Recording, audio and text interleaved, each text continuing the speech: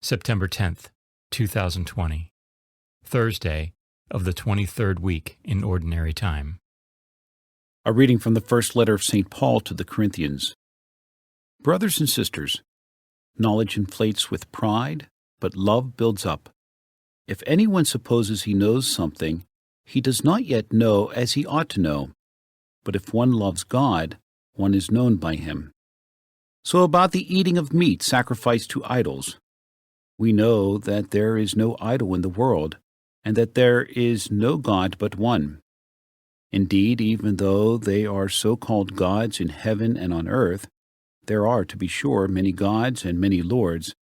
Yet for us there is one God, the Father, from whom all things are and for whom we exist, and one Lord, Jesus Christ, through whom all things are and through whom we exist. But not all have this knowledge. There are some who have been so used to idolatry up until now that when they eat meat sacrificed to idols, their conscience, which is weak, is defiled. Thus, through your knowledge, the weak person is brought to destruction, the brother for whom Christ died. When you sin in this way against your brothers and wound their consciences, weak as they are, you are sinning against Christ. Therefore, if food causes my brother to sin, I will never eat meat again, so that I may not cause my brother to sin.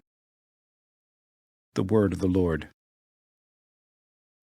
The responsorial psalm. The response is, "Guide me, Lord, along the everlasting way." O Lord, you have proved me and you know me. You know when I sit and when I stand. You understand my thoughts from afar. My journeys and my rest you scrutinize. With all my ways you are familiar. Guide me, Lord, along the everlasting way. Truly you have formed my inmost being. You knit me in my mother's womb. I give you thanks that I am fearfully, wonderfully made. Wonderful are your works.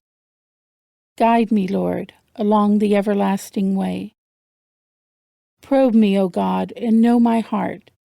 Try me and know my thoughts. See if my way is crooked, and lead me in the way of old. Guide me, Lord, along the everlasting way.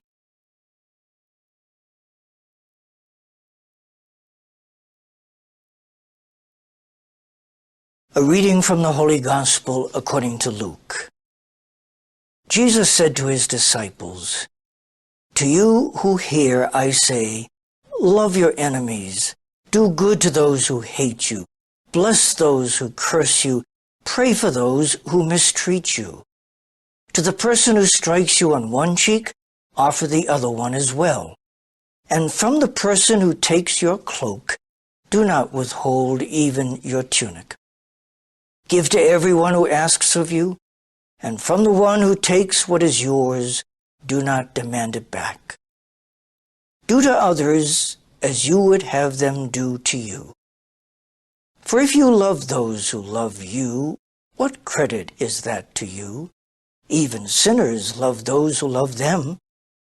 And if you do good to those who do good to you, what credit is that to you? Even sinners do the same. If you lend money to those from whom you expect repayment, what credit is that to you? Even sinners lend to sinners and get back the same amount. But rather, love your enemies and do good to them, and lend expecting nothing back. Then your reward will be great, and you will be children of the Most High, for he himself is kind to the ungrateful and to the wicked. Be merciful, just as also your Father is merciful. Stop judging, and you will not be judged.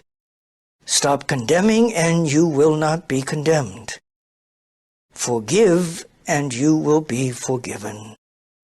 Give, and gifts will be given to you. A good measure, packed together, shaken down and overflowing, will be poured into your lap.